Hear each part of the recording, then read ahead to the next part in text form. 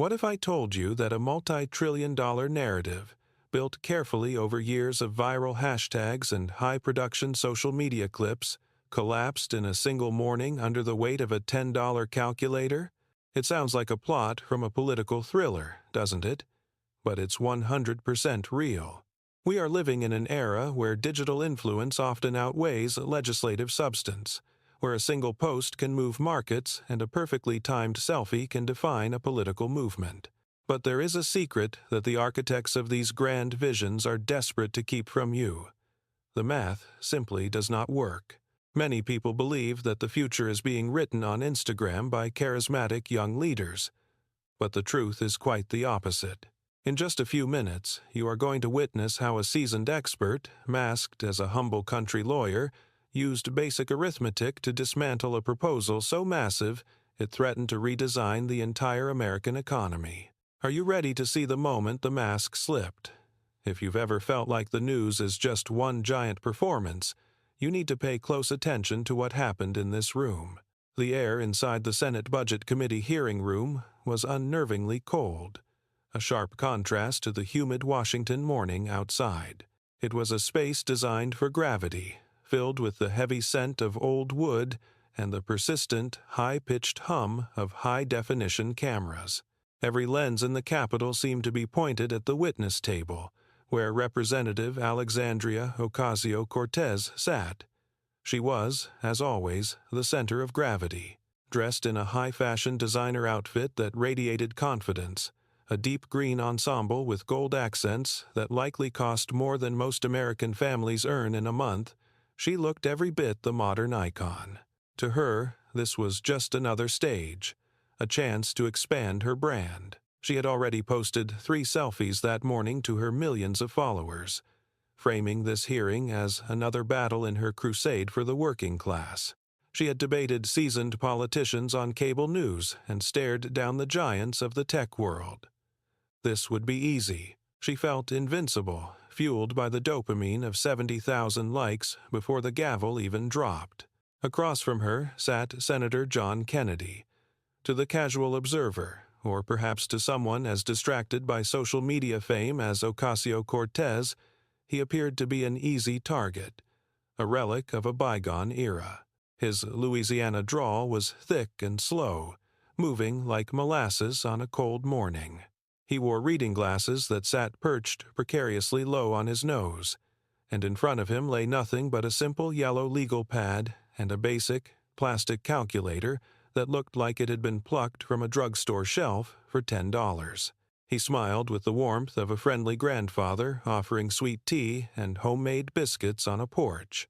He played the role of the simple country lawyer from Baton Rouge to perfection, leaning into the aw shucks persona that made saying no to him seem almost rude.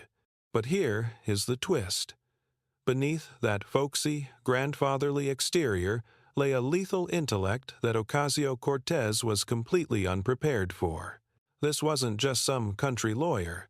This was an Oxford-educated powerhouse with a pedigree from Vanderbilt and the University of Virginia. He was a man who had managed billions in state finances as Louisiana State Treasurer for 17 years and taught constitutional law at LSU for over a decade. He wasn't there to chat or to provide a backdrop for her next viral clip. He had been waiting for this moment for years, quietly collecting every economic absurdity and every mathematical gaffe she had ever uttered. He knew exactly where the cracks were, and he was about to drive a wedge right through them. The tension in the room was immediate and palpable as Chairman Lindsey Graham called the hearing to order. It was a cultural and intellectual flashpoint. The youngest woman ever elected to Congress, the face of the progressive movement and the champion of the Green New Deal, versus a man who believed in the cold, hard reality of a balance sheet. Ocasio-Cortez smiled back at the senator, her confidence unshaken, her red lipstick perfect. She likely saw an old-fashioned politician who didn't understand the modern technology of TikTok or the urgency of her movement. She didn't realize she had just walked into a meticulously set trap, a masterclass in cross-examination disguised as a friendly conversation. Imagine walking into a room thinking you're the smartest person there, only to realize the person across from you has spent 30 years winning cases you haven't even heard of. Kennedy's opening was characteristically polite, almost deferential. He thanked her for coming to explain her theories to simple folk like those in the Senate. It was the classic opening move of a predator that knows its prey is overconfident. The problem at the heart of this confrontation was urgent and staggering: the Green New Deal. We are talking about a $40 trillion proposal that promised to retrofit every building in America, eliminate carbon emissions, and guarantee economic security for everyone, even those unwilling to work. It was a plan that had been celebrated in headlines and shared in millions of stories, yet it had never been truly stress-tested by a real math expert in a public forum. Until now. Think about that for a second. $40 trillion. Do you even know how many zeros that is? It's a number so big it becomes abstract, which is exactly how proponents like Ocasio-Cortez want it to stay. As Kennedy leaned forward, the friendly grandfather persona remained, but his eyes grew sharper, more focused, like a hawk spotting a field mouse. He reached for that cheap plastic calculator, a physical symbol of the reality check that was about to occur. The stakes couldn't be higher. We are talking about the complete transformation of the American way of life, a plan that would cost more than the entire U.S. economy produces in 2 full years. Does anyone actually know how it would work in the real world? Or is it all just performance art designed for likes and shares? Ocasio-Cortez maintained her trademark smile, but the atmosphere in the room was shifting. You could feel the air leave the room as the cameras zoomed in on the yellow legal pad. The country lawyer was done with the pleasantries, and he was about to start punching numbers that would change the narrative forever. If you've ever felt like your tax dollars are being treated like monopoly money, you cannot afford to miss what happens next. Kennedy was about to ask the one question that would leave the most famous woman in Washington speechless. This isn't just about politics. It's about the difference between a dream and a plan. Are you ready to see what happens when a $40 trillion dream meets a $10 calculator? Let's dive into the math that the Instagram congresswoman forgot to do. Make sure you hit that like button right now, because what Kennedy does next is a masterclass in how to hold power accountable, and you'll want to share this with anyone who still thinks government money is free. Kennedy leaned forward, his smile widening as he reached for a cheap Walmart calculator, signaling the end of the pleasantries and the beginning of a nightmare for the progressive movement. The math of impossibility. 38,000 buildings a day. The pleasantries vanish the moment the calculator hits the table, and suddenly the abstract beauty of Alexandria Ocasio-Cortez's vision is forced to face the cold, hard logic of arithmetic. Senator John Kennedy, still wearing that deceptive, grandfatherly grin, adjusts his glasses and looks down at the thick document in front of him. "Now, Miss Ocasio-Cortez," he begins, his voice as smooth as polished wood. "I've been reading through this Green New Deal of yours. It's a mighty ambitious piece of paper. It says here we're going to retrofit every single building in America to make them energy efficient. Is that about right?" Ocasio-Cortez, leaning into the microphone with the practiced confidence of a national figure, nods firmly. "Yes, Senator. The climate crisis is an existential threat that requires a comprehensive national mobilization. We need to address every structure if we are going to meet our net zero goals." Kennedy looks genuinely puzzled, as if he's trying to solve a riddle. "Every structure? You mean the houses in Louisiana, the skyscrapers in New York, the barns in Nebraska, all 50 states? That is the comprehensive nature of the proposal. Yes," she replies, her smile widening. She seems to enjoy the opportunity to explain the scale of her ambition. "Huh." Kennedy grunts softly. He picks up his $10 Walmart calculator, holding it with the exaggerated care of a man handling a delicate antique. "Well, I was looking at some numbers here. According to the census and various estimates, America has about 140 million buildings. Does that sound like a fair starting point to you? Ocasio-Cortez hesitates for a fraction of a second, the first microscopic crack in her armor, before answering. I believe the estimates are in that general range. All right, then, Kennedy says, his fingers dancing over the plastic buttons of the calculator with surprising speed. And your proposal says we're going to get this all done in 10 years. That's the timeline, right?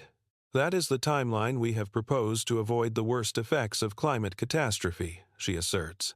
Kennedy starts punching numbers, making exaggerated motions like he's a physical comedian shocked by the data appearing on the small screen. He scribbles a number onto his yellow legal pad with a thick, black marker. Let me see if a country lawyer can do this right. 140 million buildings divided by 10 years. He stops, looks up, and his eyebrows shoot toward his hairline in mock surprise. Miss Ocasio-Cortez, that's 14 million buildings a year. She maintains her composure. As I said, Senator, it is an ambitious goal. Ambitious? Kennedy lets out a dry, short laugh that ripples through the hearing room. Darling, let's break that down even further so folks like me can understand. 14 million a year means 38,000 buildings every single day, including Sundays, including Christmas, including the 4th of July, every single day for 10 straight years. He holds the legal pad up toward the bank of high-definition cameras, the number 38,000, written in bold, jagged strokes. A wave of quiet laughter and murmurs breaks out in the media gallery. The math is moving from the realm of policy into the realm of the absurd. Kennedy leans back, tapping his pen against the pad. See, I used to volunteer with some good folks at Habitat for Humanity. Hard workers, the salt of the earth. We'd get maybe 40 volunteers together on a Saturday, work from sunrise to sunset, and if we worked real hard, we could build or fix up one house. Just one. And you're telling me this government program is going to handle 38,000 a day? The tension arc in the room tightens. Ocasio-Cortez realizes the country lawyer has just turned her flagship policy into a punchline. She quickly tries to pivot, her voice rising in pitch.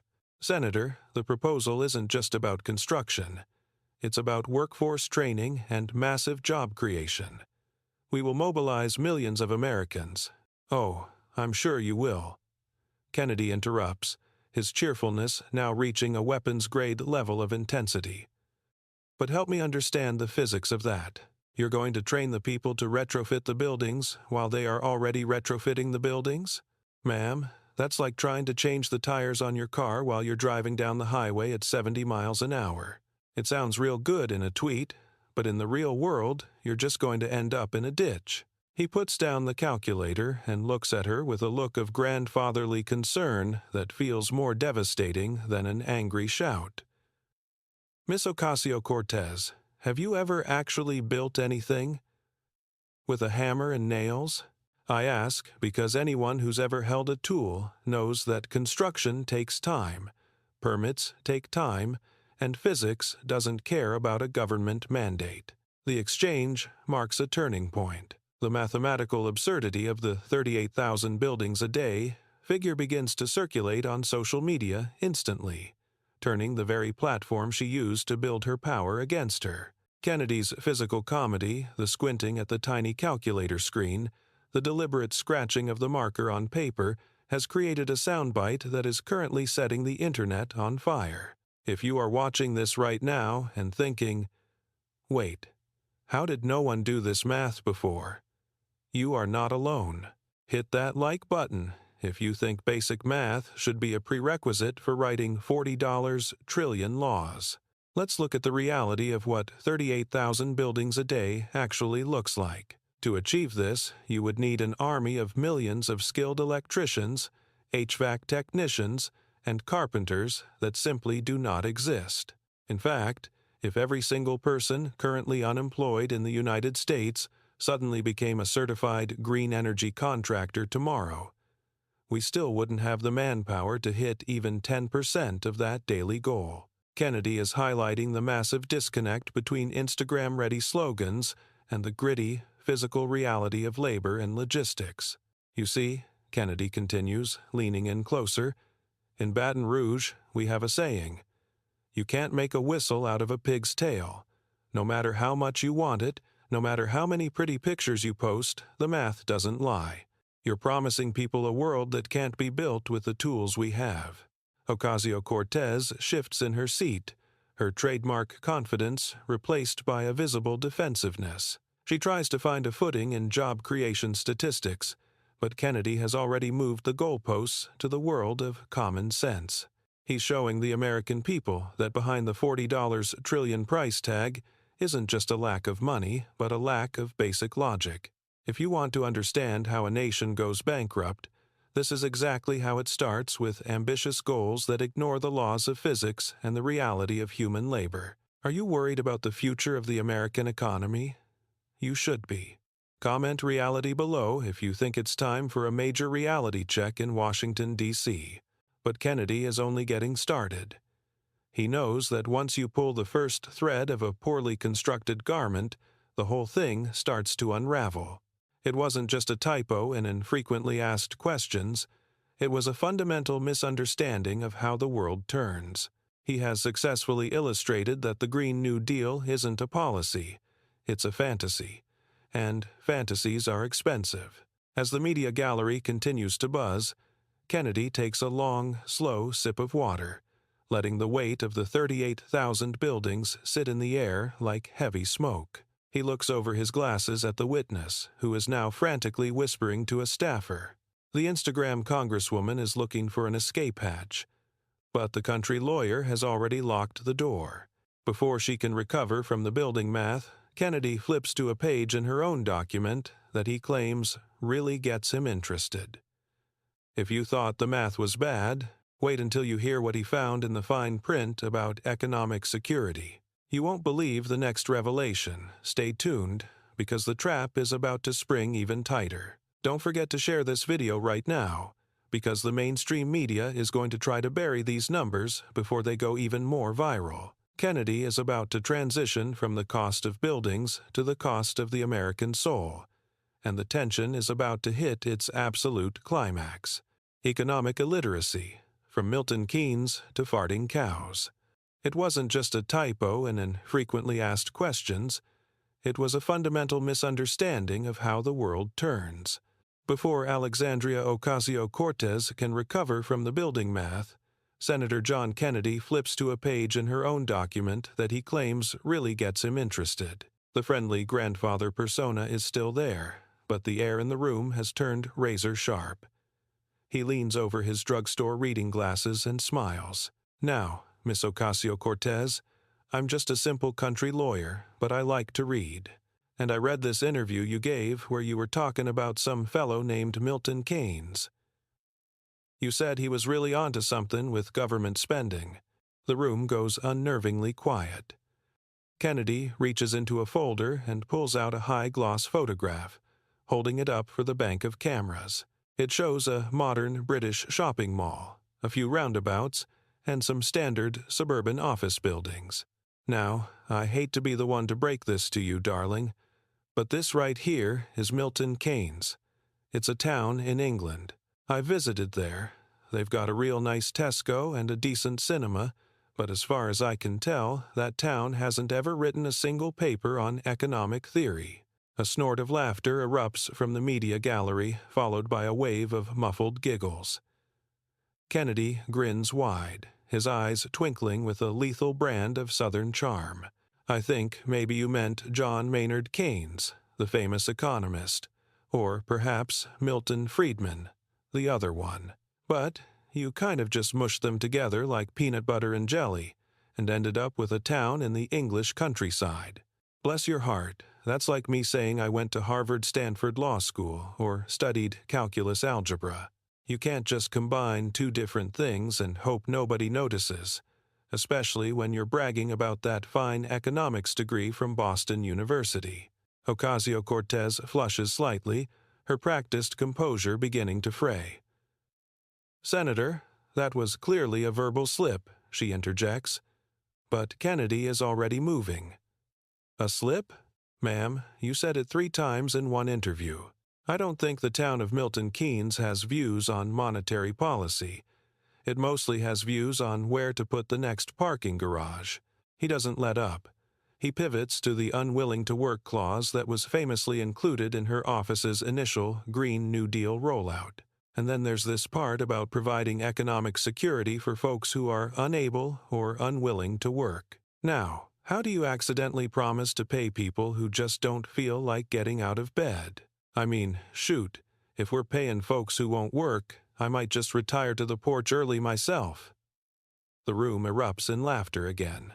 Even some of the Democratic staffers are seen covering their mouths. That was an error in a draft document, Senator, she tries to explain, but Kennedy is shaking his head sadly. Wasn't no Russian hacker, Miss Ocasio-Cortez. That was your office. That was your policy. And then we have the cows. It says here you want to eliminate emissions from cows.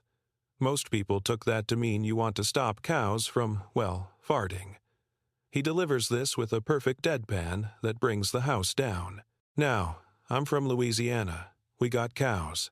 And I hate to break it to you, but a cow is going to do what a cow is going to do whether Congress passes a bill or not. Unless you're planning on putting 40 million diapers on every cow in America, which I suppose would create jobs, but the environmental impact of washing all those diapers might just be a net negative. The bless your heart sentiment is now being used as a weapon of mass destruction. Kennedy is systematically exposing a level of economic illiteracy that goes beyond simple mistakes. He is showing that the narrative is built on sand. To drive the point home, he calls forward Susan Johnson, a small restaurant owner from Baton Rouge. Miss Johnson, you've run your place for 32 years. What happens to your 16 employees if we wave a magic wand and mandate a $15 minimum wage tomorrow? Susan looks directly at Ocasio-Cortez, her face tired but firm. I'd have to fire half of them, Senator, maybe more. My servers already make $25 an hour with tips. If I have to pay $15 an hour as a base, I can't keep the lights on. It's not a floor. It's a ceiling that would crash down on my staff. Kennedy nods, looking back at AOC. You see? That's what happens when Instagram influencers write labor policy. Real people lose real jobs. Finally, Kennedy sets up his most famous prop. 2 buckets. One is labeled current revenue, and he pours a small amount of water into it. The other is empty and labeled imaginary money. He uses these to explain her victory in chasing Amazon out of New York. You told your followers you saved $3 billion in tax breaks that could be spent on teachers. But, Miss Ocasio-Cortez, tax breaks come out of the empty bucket. They are money the government doesn't have yet. When you chased Amazon away, you didn't get $3 billion. You got an empty bucket and 25,000 lost jobs. Those people would have paid $200 million in taxes every single year. You didn't save money. You set it on fire. Getty, images. The logic is brutal and undeniable. He has taken the complex world of corporate subsidies and turned it into a kindergarten lesson that everyone watching at home can understand. Kennedy leans back, letting the silence hang. This isn't just a political disagreement. It's an exposure of fundamental incompetence. Think about this for a second. If you owned a business and your accountant told you that not collecting a debt was the same as having cash in the bank to buy a new car, you'd fire them before the sun went down. Yet, this is exactly the kind of logic being used to justify the Green New Deal. Are you starting to see the pattern? It's called economic suicide. When you chase away 25,000 jobs that pay an average of $150,000 a year, you aren't just losing the Amazon headquarters. You're losing the local dry cleaners, the restaurants, the grocery stores, and the tax base that pays for the very teachers AOC claims to support. If you're as fed up as I am with politicians who can't pass a basic math test, you need to share this with your friends right now. Don't let them be fooled by the high-quality lighting and the perfect red lipstick. You thought you could spend imaginary money from an empty bucket, Kennedy says softly, his voice dropping an octave for dramatic effect. Bless your heart. He signals his staffer to bring out a world map, shifting the focus from domestic blunders to global catastrophe. If you are tired of politicians treating the economy like a game of make-believe, you need to see what he does next with the climate data. This isn't just about New York or Louisiana anymore. This is about the survival of the United States as a global power. Shutterstock. Kennedy's strategy is simple. Highlight the conflict between Instagram activism and real-world governance.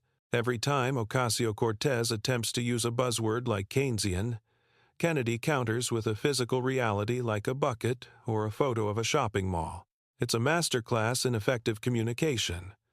If you want to win an argument against a radical, don't use their language. Use the language of the dinner table, the language of the legal pad, and the language of the $9.99 calculator. You know, Miss Ocasio-Cortez, Kennedy adds as he prepares for his next move. Most folks in Louisiana don't have an economics degree from a fancy Boston school, but they know that if you have $5 in your pocket and you spend 10, you're in trouble. It seems that's a lesson that didn't quite make it into your curriculum. The contrast couldn't be sharper. On one side, a representative who represents the aesthetic of politics, the selfies, the slogans, the designer clothes. On the other, a man who represents the mechanics of politics, the math, the law, and the consequences. Which one do you want holding the checkbook for your children's future? Comment truth below if you think it's time to bring common sense back to the Capitol. Kennedy is just getting warmed up, and the world map is about to reveal a reality that no Instagram filter can hide. The next phase of this dismantling isn't just about money. It's about the very air we breathe and the giants who are currently laughing at us from across the ocean. You thought the empty bucket was bad? Wait until you see what China is doing while we argue about cow diapers. If you think America is being sold a bill of goods, you're right, and Kennedy is about to show you the receipt. Stay tuned, because this is about to get even more real. The China Connection. Green paint on economic suicide. Numbers don't have a political party, and these numbers are screaming. As Alexandria Ocasio-Cortez tries to steady herself from the collapse of her domestic math, Senator John Kennedy signals his staffer to bring out a massive world map. The United States is colored a vibrant green, but it is dwarfed by the massive landmasses of Asia and Eastern Europe. Now, Miss Ocasio-Cortez, Kennedy says, the folksy warmth in his voice replaced by a chilling clarity. Let's talk about who actually wins here. We agree climate change is real, but I also believe in math, which is where we seem to part ways. Getty Images. He points a long finger at the map. The United States produces about 15% of global carbon emissions. That is not nothing, but it is certainly not everything. Meanwhile, China produces about 28%, and India is at 7%. Between those two alone, they account for over a third of the world's emissions. He pauses, letting the visual sink in for the cameras. So, if we go to zero emissions, which, as we've established, would cost $40 trillion and likely destroy our economy, we eliminate 15% of the problem. But China is currently building 2 new coal power plants every single week. By the time we retrofit your first batch of buildings, they'll have increased their emissions so much that our sacrifice becomes a rounding error. Kennedy leans forward, his eyes narrowing. According to current climate models, if America spent every penny of that $40 trillion, the total impact on global temperature would be about 0.2 degrees by the year 2100. That is $4 trillion for every 1/10 of 1 degree of warming 80 years from now, all while China and India continue to laugh at us and take over the global economy.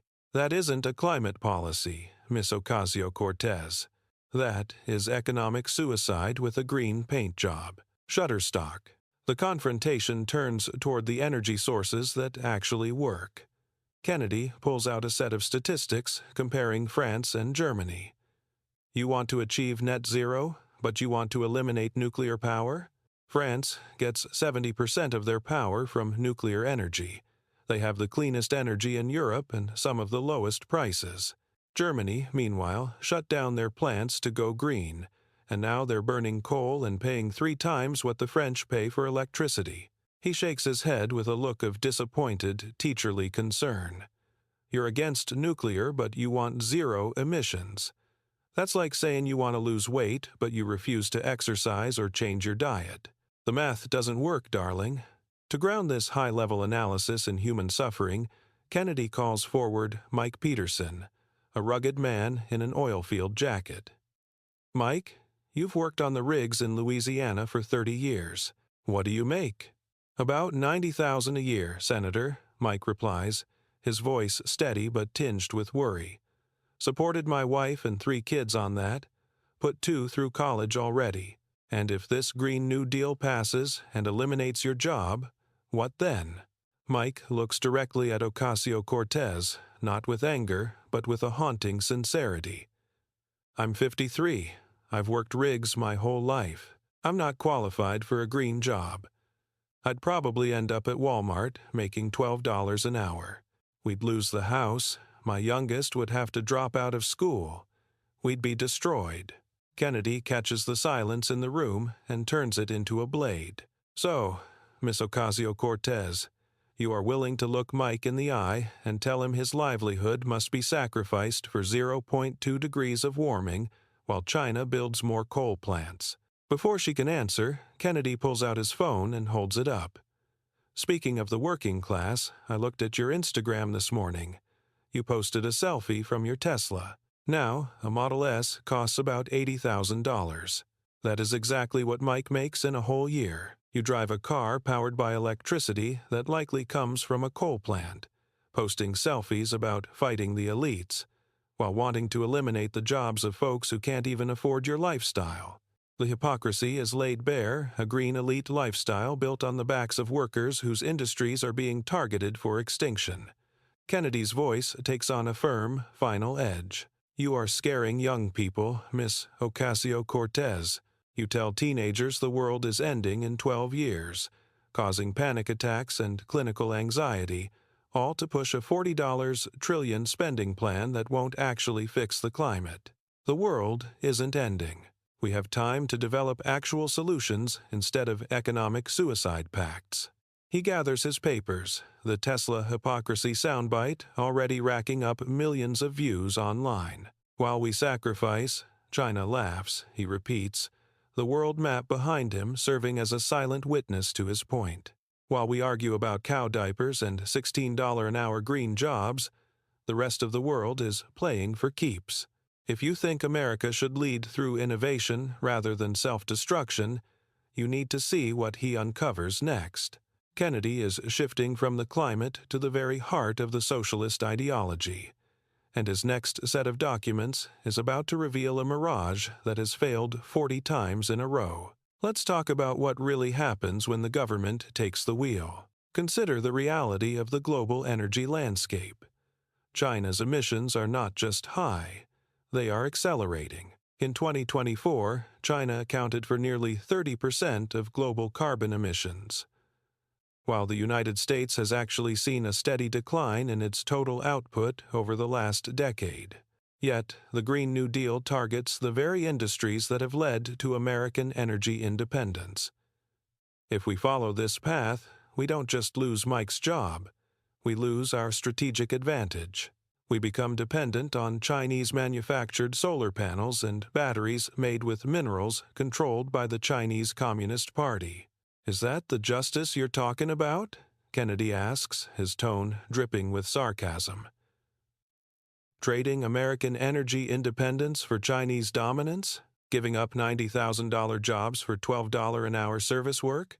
It seems your deal is a great bargain for everyone except the American people. The audience in the room is captivated.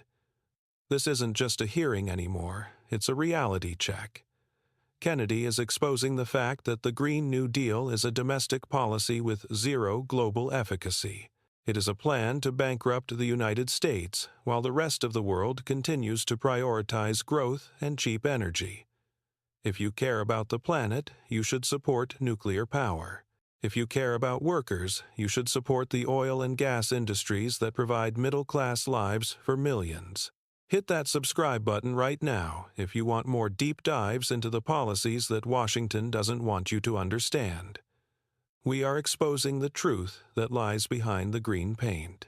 And don't forget to comment energy below to show your support for a common-sense approach to the climate. Kennedy's frustration is visible as he looks at the risk aversion displayed by the progressive wing. You're afraid of nuclear risks that are managed by the best engineers in the world. But you're not afraid of the certain economic collapse that comes with spending $40 trillion we don't have. That, Miss Ocasio-Cortez, is a dangerous way to run a country. The contrast is undeniable. One side offers fear-mongering and social media selfies.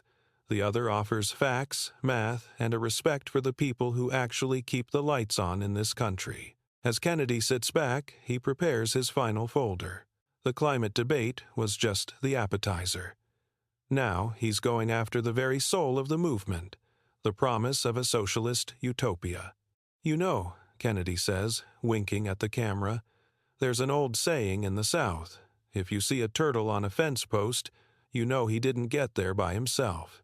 And if you see a $40 trillion plan with no way to pay for it, you know someone's trying to sell you a bridge. The trap is fully set.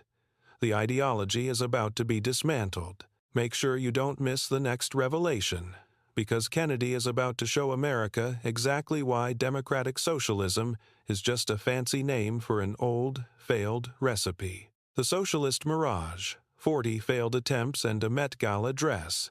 With the environmental plan in tatters, Senator Kennedy pivots to the ideology behind the curtain. Democratic socialism. He leans back, his southern drawl sharpening as he addresses Alexandria Ocasio-Cortez directly. Now, Miss Ocasio-Cortez, you call yourself a democratic socialist. That sounds real nice, like a club everyone wants to join. But I want to talk about the reality of that mirage. He opens a new, thick folder and pulls out a series of quotes. You often point to the Nordic countries, Denmark, Sweden, Norway, as the proof that your system works. But I'm afraid I have some news that might be a bit uncomfortable. Kennedy leans over his glasses, his voice dropping into a conspiratorial whisper. The Prime Minister of Denmark actually had to come out and tell the world. I would like to make one thing clear. Denmark is far from a socialist planned economy. Denmark is a market economy. You see, darling, the countries you admire didn't get rich through socialism. They got rich through free market capitalism and then used that wealth to pay for a big safety net. You're trying to build the roof before you've even poured the foundation.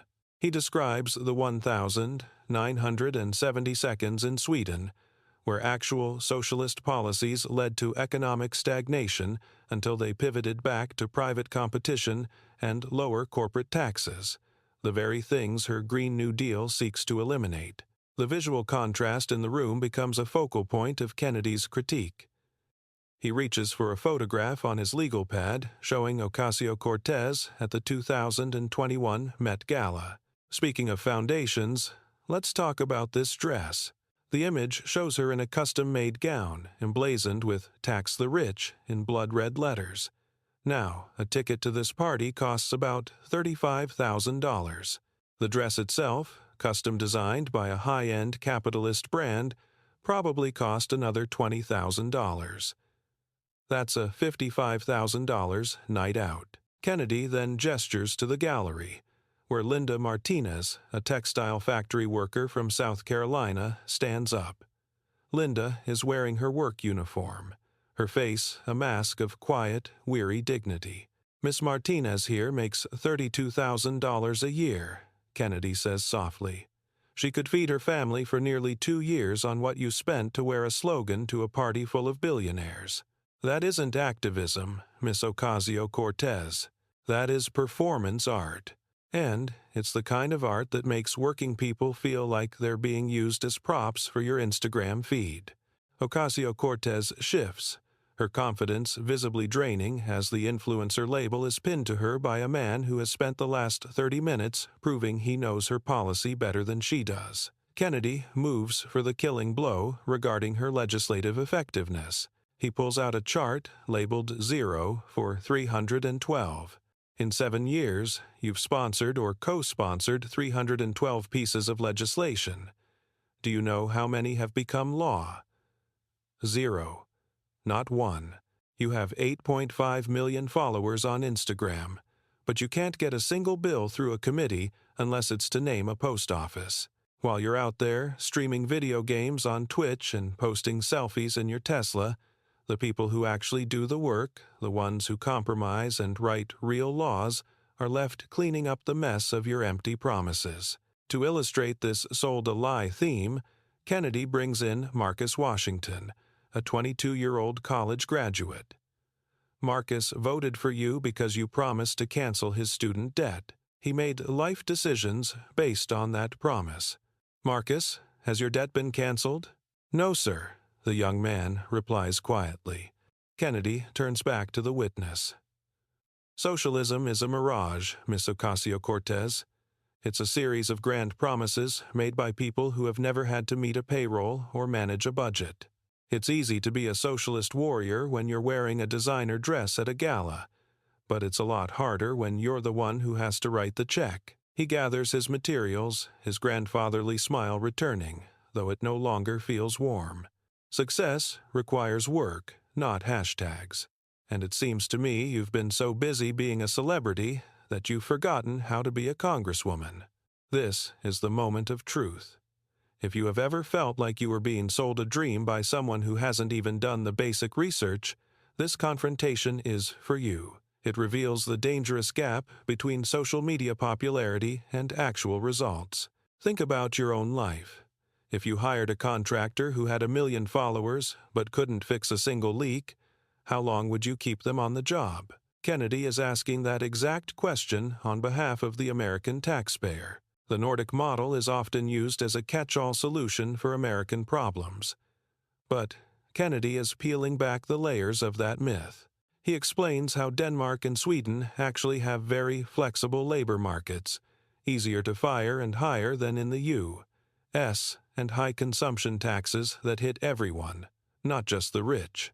You want the benefits of a productive cow, Kennedy quips, but you want to starve the cow and then act surprised when there's no milk. This section isn't just a political debate. It's a lesson in reality. When politicians promise free everything, they are effectively promising to take half of your neighbor's income, and eventually they'll come for yours too. Are you tired of the tax the rich slogans being shouted by people who spend $50,000 on a single night? Hit that like button if you believe in accountability over aesthetics. The contrast between the textile worker, Linda, and the designer gown is a soundbite for the ages. It perfectly captures the hypocrisy of the modern elite. While one struggles to keep the lights on, the other uses that struggle as content for a platform that rewards outrage over action. If this makes you as angry as it makes the people in that hearing room, share this video right now. We need to stop letting influencers define our economic future. Kennedy's critique of the performance art of AOC's career is perhaps his most devastating point. He's showing that her presence in Congress isn't about passing laws, it's about maintaining a brand. And a brand doesn't feed families. A brand doesn't fix roads. A brand certainly doesn't manage a $30 trillion national debt. You're a talented lady, Kennedy says, his voice almost gentle now. You know how to talk to a camera. You know how to get people riled up. But riled up doesn't pay the bills. Riled up doesn't create a single job in South Carolina or Louisiana. He looks at Marcus Washington again. Marcus here is the victim of a marketing campaign disguised as a political movement. He was promised a world that doesn't exist by someone who has never lived in the one that does. This is a wake-up call for every young person watching. Don't be fooled by the high production values and the charismatic delivery. Ask for the math, ask for the results. Look at the 0 for 312 statistic and realize that in Washington, noise is often mistaken for progress. What happens when the government takes the wheel of a $20 trillion economy guided only by Instagram polls and designer slogans? We are looking at a future of equal poverty instead of shared prosperity. If you want a future built on work, merit, and reality, comment reality below. Let's show the influencers that we're not buying the mirage anymore. The room is heavy with the weight of the critique. The Instagram congresswoman has been exposed as a figure of high style and zero substance. Kennedy takes off his glasses and makes direct eye contact for the final question, the one that will end the debate forever. America finally saw the math, and the silence that followed was louder than any of her 4,000 Instagram posts. Kennedy leans forward, his voice a low, steady rumble. Which leads us to the ultimate question, the one that $40 trillion can't buy an answer for. Stay with us for the final climax, because what happens next is the definitive mic drop moment in congressional history. You won't believe how she tries to answer, or rather, fails to answer the most basic question of all. The trap is about to close, and the result will change the way you look at politics forever. The final silence. A $40 trillion question without an answer. The silence was louder than any of her 4,000 Instagram posts. As the air in the Senate Budget Committee hearing room grew heavy, Alexandria Ocasio-Cortez sat frozen, the charismatic face of a movement suddenly rendered speechless by the one thing no viral hashtag can defeat: a balance sheet. Senator John Kennedy leaned forward, his Oxford-educated intellect finally discarding the simple country lawyer mask. "Explain to me, step by step," he had asked, "how America pays for $40 trillion in spending, not with slogans, not with tax the rich sound bites. Show me the math." 10 seconds passed. Then 20. The persistent hum of the C-SPAN cameras seemed to amplify the crushing quiet. Ocasio-Cortez started to speak, mentioning a progressive tax system. But Kennedy cut through the fog. "Projected revenue, Miss Ocasio-Cortez? What rate? What assets? What is the projected capital flight when those billionaires move to Switzerland?" No answer came. For 30 agonizing seconds, the most famous woman in Washington searched for a specific number that didn't exist. She had proposed the plan, put her name on it, and told America it was the only way forward, yet when asked for the simplest possible detail, the receipt she could only offer stammering vagary about economists and policy experts. Kennedy sat back, the finality of the moment settling over the platform. His voice was no longer mocking. It carried a tone of genuine, grandfatherly pity that was far more devastating than anger. "You're a smart person, Miss Ocasio-Cortez," he said softly. "You found a formula, promise everything, blame billionaires, post on Instagram, repeat. But that ain't governing. That's marketing. And America deserves better than political marketing from their elected representatives." He gathered his legal pad and his $10 calculator, winking at the lens.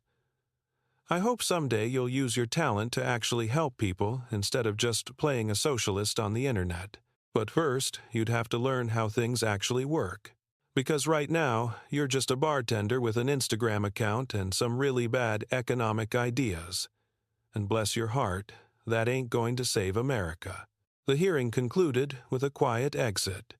There were no victory laps, no selfies in the corridor, and no triumphant TikTok updates. The character had been exposed, and the world noticed. Within hours, the clips had amassed 50 million views. Within 2 days, 200 million. The bless your heart moment became an instant cultural icon, entering the lexicon as the ultimate polite finishing blow to style over substance.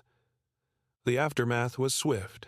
Moderate Democrats began a quiet retreat from the Green New Deal branding, treating it as politically toxic. Even fellow members of the squad issued cautious statements about learning and growing, effectively leaving Ocasio-Cortez on her own. By the following election cycles, the influence of digital influencers in Congress had collapsed, replaced by a voter demand for pragmatic solutions and proven expertise. The impact was felt most acutely on college campuses. For years, AOC had been the undisputed idol of the youth, but the visual of her struggling to answer a basic math question created a massive shift in trust. Students began to ask, if she can't explain how to pay for it, is the plan even real? The viral clips weren't just funny, they were instructional. Economics professors across the country began using the hearing as a case study in opportunity cost and capital flight. The Kennedy method had proven that you don't need to yell to destroy a bad idea. You just need a calculator and the patience to wait for the silence. If you've ever felt like modern politics is just one giant performance, you aren't alone. This hearing was the moment the curtain was pulled back. We saw the difference between a marketing campaign and actual governance.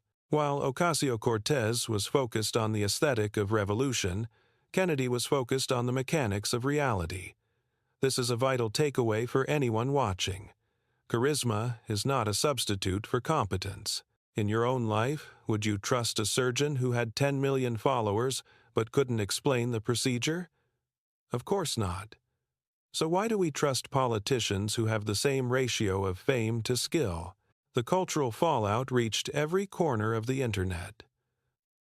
Bless your heart, T-shirts appeared overnight featuring Kennedy's face next to his $9.99 drugstore calculator. Pro-capitalism memes surged as people began to realize that free is the most expensive word in the English language. Even mainstream media outlets like CNN and MSNBC found it impossible to ignore the legitimacy of the questions asked. Jake Tapper admitted on air that the lack of mathematical specificity was a glaring weakness that deserved an answer. The backlash against the progressive wing was not born of hate, but of a sudden, collective demand for accountability. Senator Kennedy, later reflecting on the event from his office window overlooking the Capitol, offered a final message for those watching at home. He settled into his leather chair, the same folksy demeanor and Louisiana drawl intact. "I got grandkids," he said, holding up a letter from a disillusioned Boston student.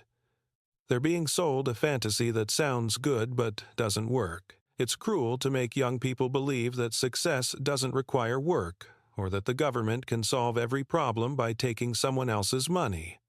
Eventually, you run out of other people's money." He tapped his old economics textbook, a weathered volume he had brought to the hearing. The principles in this book haven't changed in 100 years. Supply and demand, market forces, the law of gravity, they work whether you like them or not. You can't tweet your way around economic reality. You can't Instagram your way to prosperity. He gestured to the drugstore calculator that had started it all. Truth doesn't require a fancy degree or a million followers. It just requires the courage to ask the simple questions and the honesty to admit when the numbers don't add up. The Kennedy method had established a new standard for accountability. Destroy bad policy, not with rage, but with facts wrapped in friendliness. This is a method we can all apply. Next time a politician or anyone else makes a grand promise that sounds too good to be true, don't get angry. Just ask for the math. Ask for the step-by-step plan. If they respond with slogans instead of numbers, you have your answer. The country lawyer put away his calculator, knowing the lesson was finally complete. He had taught America that the most powerful weapon against a $40 trillion lie is a $10 truth. As the sun set over the Capitol dome, the image of the silent witness remained a haunting reminder that in the end, reality always wins. If you want a future built on work, merit, and actual solutions, then you must be willing to look past the lighting and the lipstick. You must be willing to see the math. Share this story with someone who needs a reality check today. Hit that like button if you think every member of Congress should have to pass a basic economics test before they're allowed to spend a single cent of your tax money. And most importantly, comment reality below to let us know you're standing for common sense over social media stardom. America finally saw the math, and because of one simple country lawyer, will never look at a Green New Deal the same way again. The silence in that room was the sound of a mirage evaporating, and in its place, the hard ground of truth remained. Bless her heart, she never saw it coming, but America certainly did.